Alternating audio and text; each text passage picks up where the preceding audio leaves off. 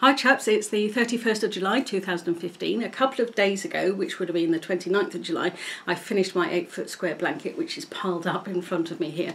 So you'll want to know facts and figures. If you want to make something similar, then that's the biggest thing really with something of this size. People want to know how much yarn to get, and it's quite a task really. And you have to bear in mind that there are a lot of things that can still make a difference.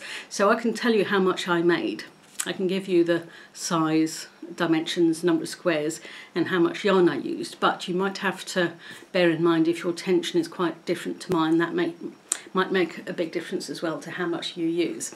So yeah, I'm going to show you lots of clips from the delivery to how I constructed them, exactly how many stitches there are in the squares and that sort of thing, and what hook I used and that kind of thing. So you'll have to bear in mind, your tension might be different and that sort of thing. One of the first clips shows you how much yarn I started with. I didn't use anything like that amount, so you'll need to watch later how much I had left over, and I'm going to have on like a slide on the screen the facts and figures, dimensions, number of squares, that sort of thing. I can tell you now actually how many squares there were. Had a total of 288 of the small ones. So 144 with the red centres, 144 with the blue centres. And then the big ones, I had 49 of the larger ones. So that was 25 with the red centres and 24 with the blue centres. And I'm also going to put in somewhere later on a screenshot of my Excel spreadsheet. That's quite a nice way of experimenting with colours. So if you've got several colours you're using and you want to experiment on your computer, this is one way you can do it. There might be a better way of playing about with colours. Obviously if you get a piece of paper and some lined paper, that's quite a good way of experimenting, and in fact there is a clip in this video where I'm showing you some ideas that I had of how to, what kind of shapes I wanted to do, whereas I had the lined paper, the graph paper and pencil, and I had some scribblings on there anyway. So I'm going to show you this screenshot from my Excel spreadsheet because I was playing with that as well with for colours, and that'll show you the combination of the colours.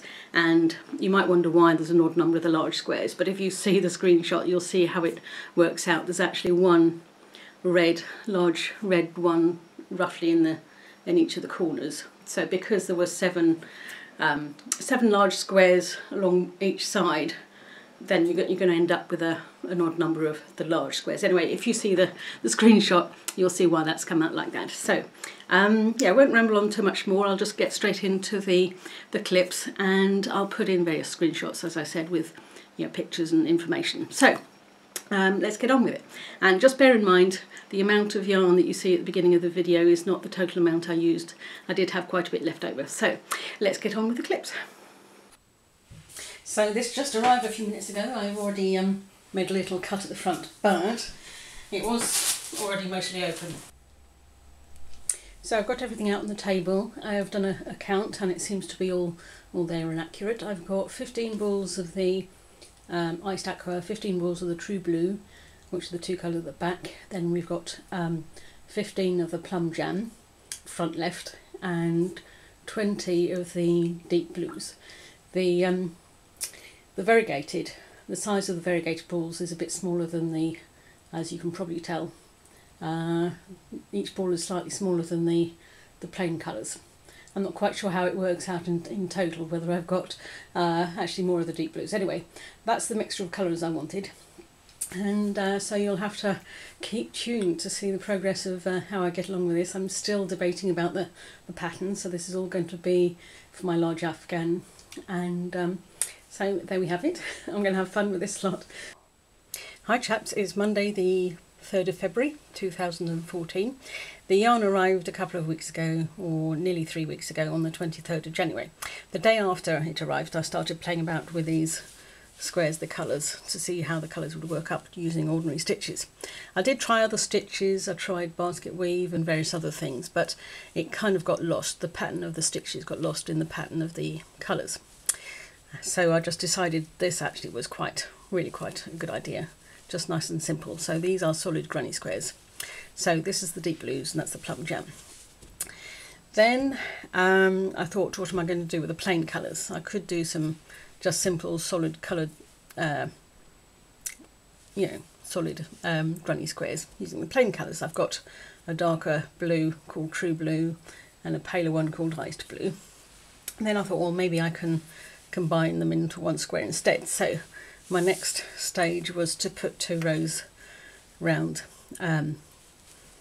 these variegated ones. So I've got some on the Plum Jam and some on the deep blues.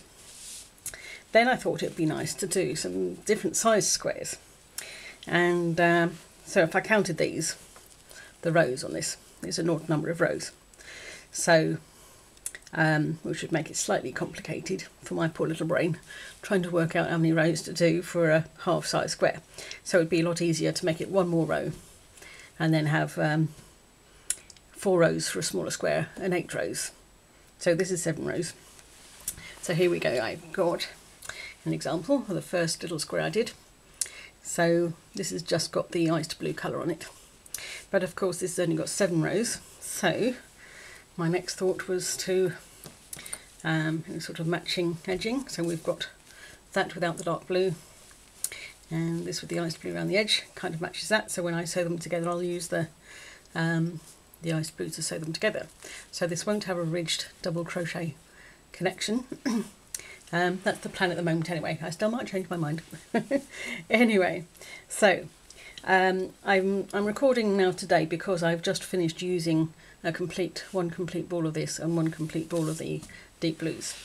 So, and of course this will depend on your tension. So 1 complete ball of the Plum Jam gave me, so I'll have to count these up because I've forgotten the number. So that's 1, 2, 3, 4, 5, 6, 7, 8 of the full-size ones. Obviously a couple here don't have the other edgings yet. So there's 8 full-size ones and 1 little one. And that was exactly 1 ball with a tiny bit left over. I've actually got, I think, 1 more square out of the blue. My tension must have been different. So we've got a very similar number. I think there is 1 more square of the deep blues. So that is my progress so far. Obviously I've still got edgings and things to do on some of them. And so there we go. How I actually arrange the little ones and big ones, I'm not quite sure yet. There's all sorts of ways you can combine 2 size squares.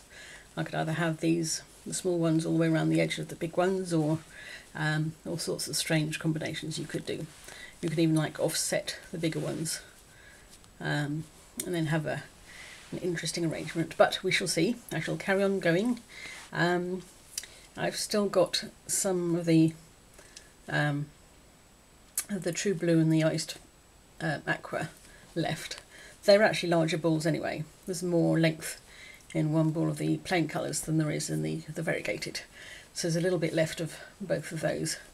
But anything left over, I'm going to keep going with as many squares as I can with what I've got. And there's a total of 65 balls altogether in the 4 different colours. So, and then anything left over, I shall just go around. I'll use all of whatever's left over around the edge, unless there's way too much. I will go around the edge a little bit using single or double crochet stitches. And if there's way too much, that's fine. I'll go around a little bit anyway and then make scarves or hats out of what's left over. So there we go, that's progress so far. So yep, there we go, that's it for now, and I shall continue doing clips. Okay.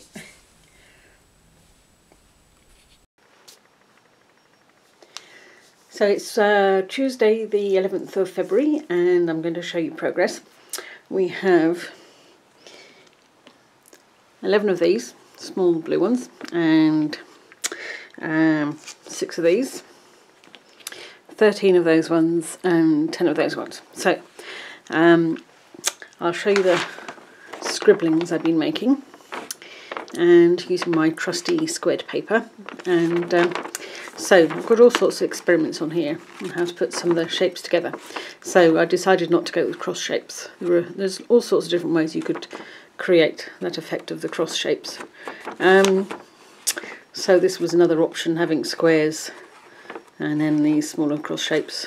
Here's another option, and with different sized squares, you know, like I have here, for instance. So this would be one way of putting them together. And all sorts of scribblings. I think I was not quite sure what I was doing here. And I was thinking of even making some triangular shapes, having two size squares and some triangular shapes or something like that. But anyway, what I am almost certainly now going to do is, for every large square, have 12 of these around the edge. So if I move those out the way, I'll show you exactly what I mean. So, and we'll alternate these colours around the edge. So,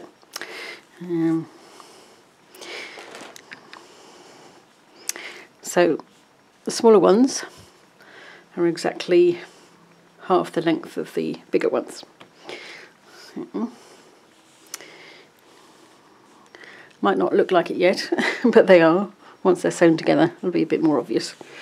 And then, so I'm alternating the colours of the small ones around the edge.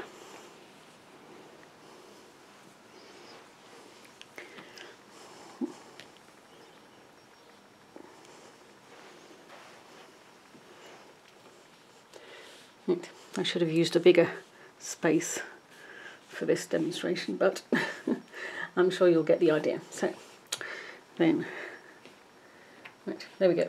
So then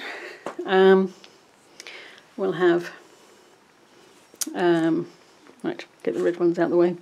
We shall have a blue one, will be on each side of the red one. So yep, definitely need more space for this, but this is just to give you a bit of an idea. The next time I do a clip, I will use more space, and I will have sewn some of these together. So that's my plan anyway.